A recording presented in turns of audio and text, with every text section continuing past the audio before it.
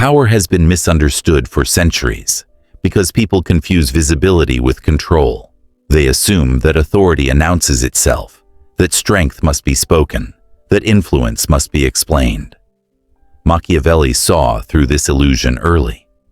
Long before power became loud, performative, and obsessed with image, he understood something most people still miss today. Silence is not absence of power. It is its most refined expression. The cold truth is this: the moment you feel compelled to speak, you have already lost something. Not because speech is weak in itself, but because unnecessary speech is usually a reaction, and reaction is movement. Machiavelli didn't fear action. He feared revealing position. He understood that the one who moves first exposes intent, priority, insecurity, and desire.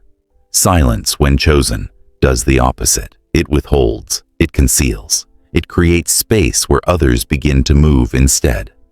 This is why Machiavelli distrusted speech, promises, and public explanation. Words feel powerful to the speaker, but they are often gifts to the listener. Every explanation hands over context. Every promise locks you into expectation. Every public declaration gives others something to measure, challenge, resist, or exploit. Machiavelli observed rulers fall, not because they lacked intelligence, but because they spoke too soon, explained too much, and believed clarity would protect them. It never did. There is a crucial distinction here that most people fail to grasp. Silence chosen is power. Silence forced is weakness. Forced silence comes from fear. Fear of consequence, fear of punishment, fear of speaking at all. Chosen silence comes from control. It is the difference between being quiet because you are intimidated and being quiet because you are unmoved. Machiavelli did not advocate withdrawal or passivity. He advocated restraint, and restraint, when deliberate, is dominance in its quietest form. Why? Because the one who speaks first almost always surrenders leverage. Speech reveals where you stand. It shows what you care about. It exposes what you're defending. The listener gains information while giving nothing in return. Silence reverses this exchange. When you say nothing, others are forced to act. They fill the space with assumptions, projections, explanations, or escalations. In doing so, they reveal far more than you ever could by speaking. This is what silence creates: informational asymmetry. One side observes, the other performs. One side remains unreadable, the other becomes transparent. Machiavelli understood that power flows toward the one who knows more while revealing less. Silence is not empty. It is a vacuum that pulls information toward you. People talk not because they want to, but because unresolved space makes the nervous system uncomfortable. Silence weaponizes that discomfort. Loud power, by contrast, attracts resistance. When power is announced, it becomes a target. When dominance is displayed, it invites challenge. When authority is explained, it invites judgment. Machiavelli watched rulers provoke rebellion, not through cruelty alone, but through visibility. They spoke too often. They were justified too publicly. They made their intentions legible, and legibility is vulnerability. Silent power avoids this trap. It does not invite confrontation, because it does not offer a clear surface to strike. This is why the most dangerous figures are rarely the loudest ones in the room. They do not argue. They do not overstate. They do not rush to clarify. They watch. They wait. They let others exhaust themselves emotionally while they remain still. Machiavelli saw that emotional movement is the first sign of loss. Whoever feels the need to convince has already ceded ground. Whoever remains silent retains optionality. The modern world trains you to do the opposite. You are rewarded for expressing, explaining, reacting, clarifying. Silence is framed as awkward, suspicious, or weak. But Machiavelli operated in a world where survival depended on reading power accurately. He knew that silence confuses enemies, unsettles rivals, and filters allies. Those who cannot tolerate your silence reveal themselves quickly, through pressure, manipulation, or hostility. Those who respect it adjust their behavior instead. This is the identity shift Machiavelli invites. From expressive actor to strategic observer. The expressive actor lives in reaction, constantly broadcasting internal state, constantly responding to external pressure. The strategic observer does not rush to be understood. They do not chase validation through words. They allow situations to unfold while they gather leverage quietly. They speak only when speech changes outcomes, not when it relieves tension. Silence in this framework is not withdrawal from the game. It is the command of the board. It is choosing when and where to place your pieces instead of reacting to every move made against you. Machiavelli's lesson is simple, but brutal. Those who cannot tolerate silence will always be controlled by those who can. And this leads us to the core law that governs everything that follows. He who speaks first reveals position. He who waits controls it. Once you understand this, silence stops feeling like emptiness and starts feeling like weight. Before we go deeper, tap like and hit subscribe. Because silence isn't empty, it's withholding, and whoever can withhold controls the exchange. Most people talk to relieve tension. Strategists stay quiet to transfer it, because the first person who speaks unnecessarily usually reveals position. Manipulation does not begin with lies. It begins with data collection. Before anyone attempts to steer you, influence you, guilt you, rush you, or corner you, they first need information. They need to know what moves you emotionally, what makes you defensive, what makes you explain, what makes you uncomfortable, and what makes you react. Without that information, manipulation collapses before it even forms. This is why silence is not just powerful. It is protective.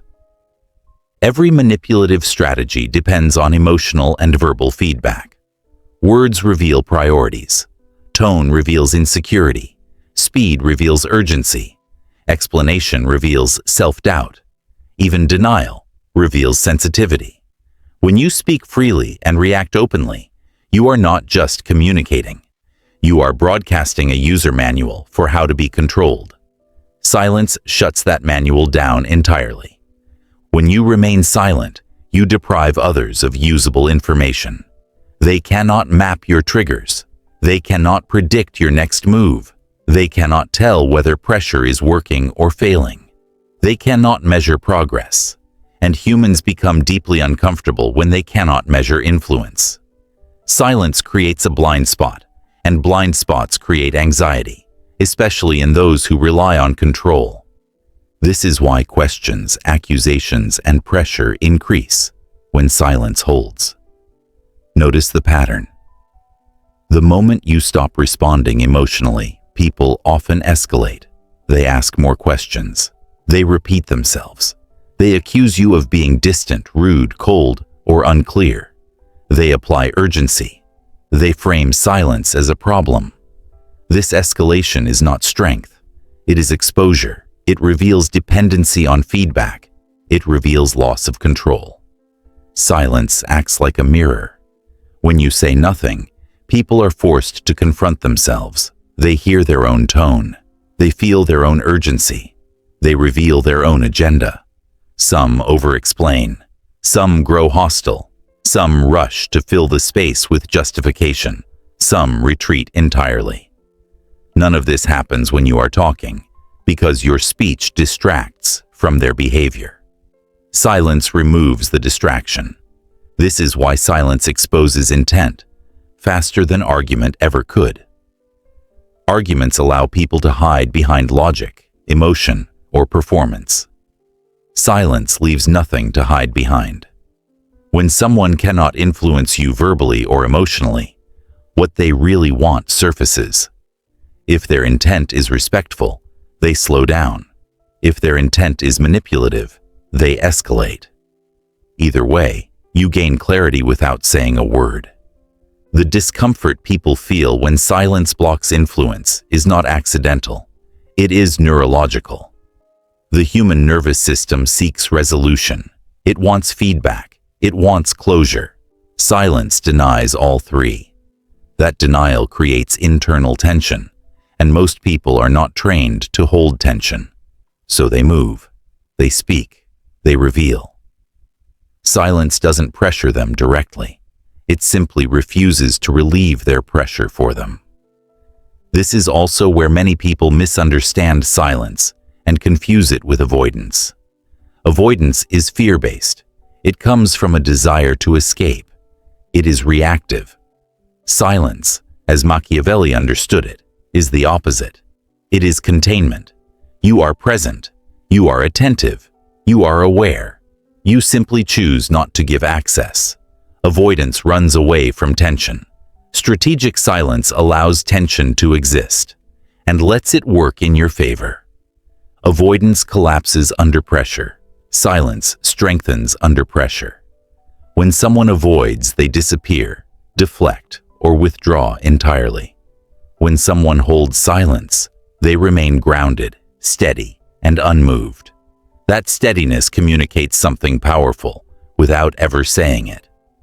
I do not need to respond to remain in control. And that message lands far deeper than any explanation ever could. This is why silence starves manipulation. Manipulation needs participation. It needs a reaction. It needs emotional engagement. Silence refuses all three. It does not argue. It does not defend. It does not comply. It simply withholds. And withholding is intolerable to those who seek leverage. They cannot operate without access. At a deeper level, silence reverses power roles. The manipulator becomes the one chasing response. The pressure shifts direction. Instead of you explaining yourself, they begin explaining themselves. Instead of you justifying boundaries, they begin justifying their behavior. Instead of you reacting to their moves, they react to your stillness. This reversal is subtle, but once it happens, hierarchy begins to shift. To use silence correctly, one skill is required above all others: the ability to tolerate tension without filling space. Most people speak not because something must be said, but because silence makes them anxious. They rush to relieve discomfort, theirs or others. Machiavellian silence does the opposite. It allows discomfort to exist. It trusts that time and pressure will do the work that words cannot. This is the affirmation you must internalize here. You do not owe relief to anyone who feels uncomfortable around your silence. Their discomfort is information. Their reaction is data. Your job is not to soothe it prematurely. Your job is to observe it calmly. And this leads directly to the law governing this entire phase of power. What cannot be read cannot be exploited. Silence does not make you invisible. It makes you opaque, and opacity is where power survives untouched. Silence does something most people never notice in real time. It moves pressure, not metaphorically, neurologically. In any interaction, pressure exists somewhere. It does not disappear. It transfers. And Machiavelli understood that whoever carries less internal tension controls the exchange, regardless of words' status or volume. When you speak to relieve discomfort, you take the pressure onto yourself. When you explain to calm the situation, you absorb it. When you react to defend, justify, or correct, you carry the emotional weight. Silence does the opposite. Silence leaves the pressure exactly where it originated, inside the other person.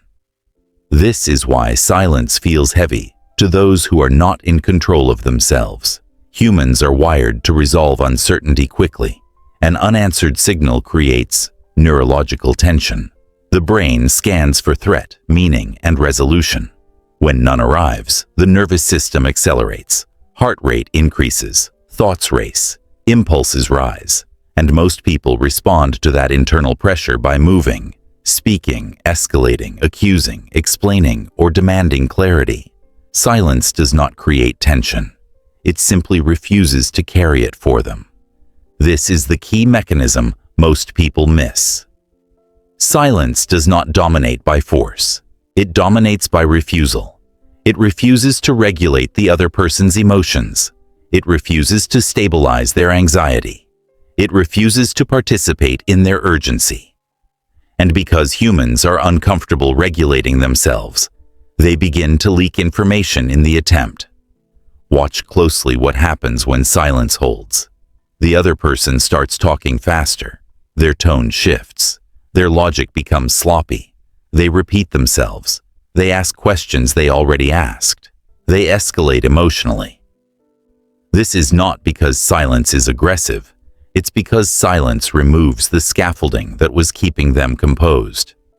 Without your reactions, they must confront their own instability.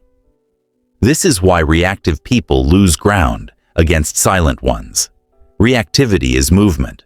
Movement reveals direction. Direction reveals intent. The moment you react emotionally, you signal where pressure lands. And once that location is known, it can be targeted again and again. Silence keeps your position concealed. It gives nothing to aim at. At a nervous system level, silence forces self-regulation. When you do not respond emotionally, the other person has two choices: regulate themselves or escalate. Regulation signals maturity and respect. Escalation signals insecurity and loss of control. Either outcome benefits the silent individual. Silence doesn't argue, it doesn't correct, it simply waits. And waiting is unbearable for those who rely on momentum to maintain dominance. This is why silence feels like indirect dominance. There is no confrontation, no challenge, no visible assertion of power. Yet the hierarchy begins to shift anyway. The silent person becomes the stable center. The reactive person becomes the orbiting variable. And in human psychology, stability is read as authority long before logic is processed. Importantly, silence does not mean emotional shutdown. It is not dissociation. It is not avoidance. Silence here is containment. You feel what you feel, but you choose not to externalize it prematurely. You do not leak state. You do not convert emotion into action. You hold, and holding is what most people cannot do. Reactive individuals feel compelled to resolve. Silent individuals allow time to resolve them. This distinction determines who leads the interaction without ever appearing to lead it. Notice how this plays out socially. The person who speaks the least often controls the pacing. The person who reacts the slowest dictates the tempo. The person who does not rush to clarify forces others to adapt. Silence slows the field, and whoever slows the field gains leverage. This is why Machiavelli favored silence over confrontation. Confrontation creates resistance. Silence creates imbalance, and imbalance forces exposure. When you confront, the other person braces. When you stay silent, they unravel themselves trying to regain footing. At the identity level, this is the transition from emotional responder to calm center. Responders live at the edges of interaction. They are pulled, they are provoked, they are moved. The calm center does not chase resolution. It does not need to win at the moment. It allows the moment to reveal the truth. And this is where the real shift occurs. Silence trains others how to treat you. Once people realize emotional pressure does not move you, they stop applying it. Once they see urgency fails, they abandon it. Once they feel escalation exposes them, They retreat or recalibrate. Silence does not need repetition. One or two experiences are enough to reset behavior. The final law governing this stage is simple, but absolute. Pressure belongs to whoever moves emotionally first. If you move first, you carry it. If you stay still, they must. If this is landing, tap like and hit subscribe. Because silence isn't passivity. It's informational asymmetry. When you stop explaining, people start exposing. When you stop reacting, pressure stays on them. And when pressure stays on them, their intent shows itself. And hierarchy is not decided by titles, words, or confidence displays. It is decided emotionally, at the level of nervous systems reading one another. Long before people consciously decide who leads and who follows, their bodies make the decision for them. And silence is one of the fastest ways hierarchy is established without saying a single word. Most people believe hierarchy forms through assertion, speaking clearly, standing firm, explaining boundaries, correcting behavior. In reality, those behaviors are often responses to uncertainty. True hierarchy forms when one person does not need to do any of that. Silence communicates something far more powerful than explanation ever could. There is no emotional access here. Emotional access is what allows hierarchy to remain fluid. When people can move you, excite you, irritate you, rush you, guilt you, provoke you, they feel permitted to test. Testing is not hostility. Testing is curiosity. It is the subconscious question every human asks before deciding how much respect to give. Can I affect this person? Talkative individuals answer that question immediately. Their tone shifts. Their pace changes. Their emotions leak. Even when they are intelligent or kind, their openness provides feedback, and feedback invites adjustment, escalation, interruption, and eventually disrespect. Not because they are weak, but because they are accessible. Silence interrupts this process instantly. When you respond less than expected, something subtle but decisive happens. The other person hesitates. Their nervous system slows. They begin to scan rather than push. Silence removes the green light that says, "You may proceed." Without that signal, most people instinctively reduce force. This is why people test talkative individuals but hesitate with silent ones. Talkers fill space. Silence holds space. Talk invites participation.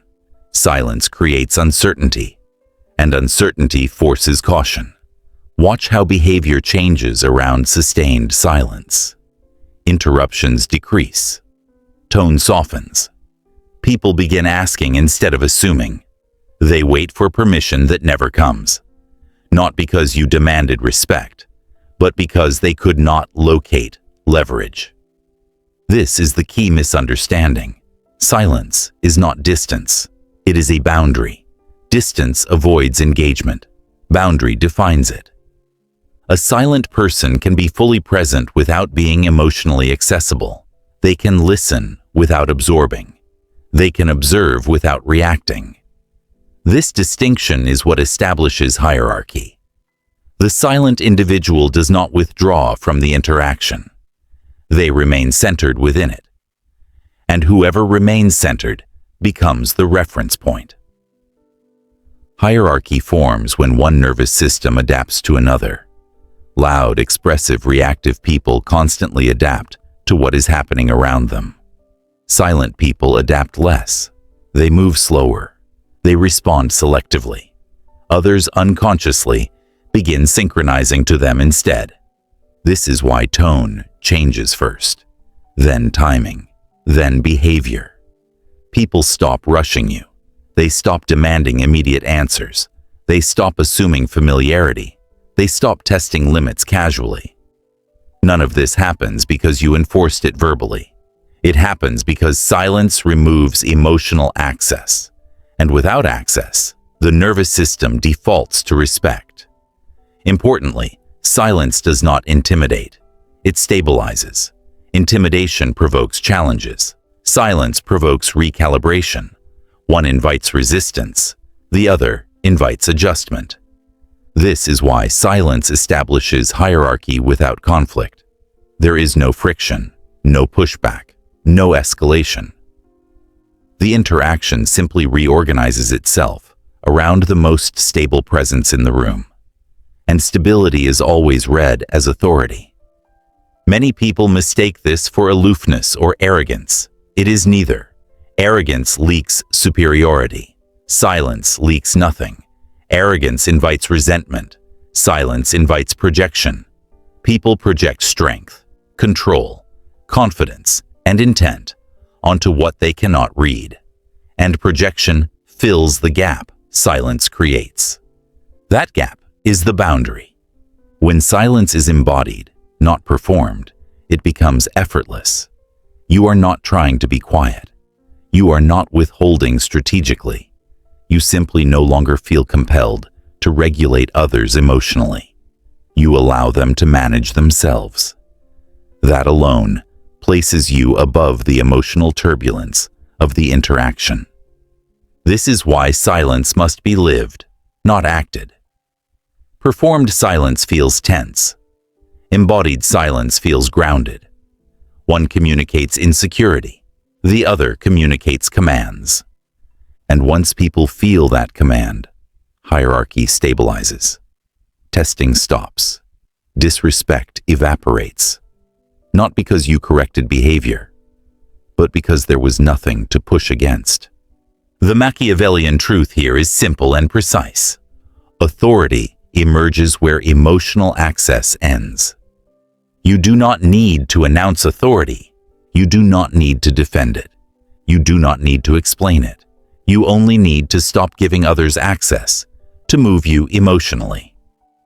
Silence does the rest. At a certain point, silence stops being something you do and becomes something you are.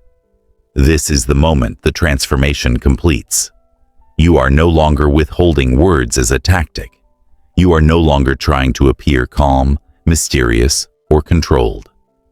Silence becomes the natural expression of inner containment. And when that happens, power no longer needs performance. This is the psychological shift Machiavelli understood better than most. The move from expression to containment. Expression seeks release. Containment holds charge. Most people speak to relieve internal pressure. They explain it to reduce anxiety. They react to discharge emotion. Their words are not tools. They are symptoms. A silent strategist operates differently. Speech is no longer a reflex. It is a decision. And because it is a decision, it carries weight. This is where identity changes. You stop measuring interactions by whether you were heard, understood, or agreed with.